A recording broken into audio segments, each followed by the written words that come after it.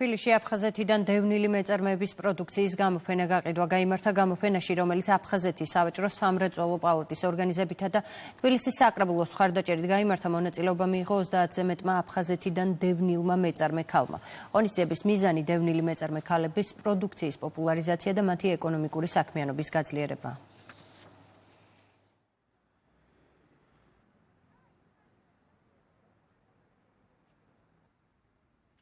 დროებით დევნილ მეწარმე ქალბატონებს შესაძლებლობა ჰქონდათ თავიანთი პროდუქცია წარმოედგინათ საზოგადოებისათვის.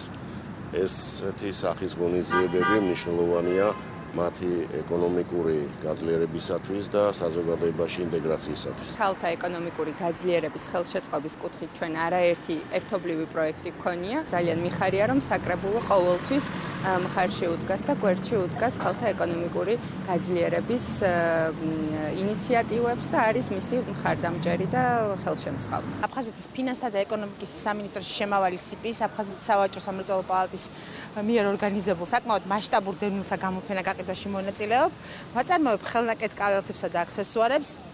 ჩვენთვის დევნილი მეწარმეებისთვის მსგავს აქტივობას ძალიან დიდი მნიშვნელობა აქვს, იმიტომ რომ სწორედ ასეთ გამოფენა გაყიდვებზე ვახორციელებთ ჩვენი პროდუქციის რეალიზებას.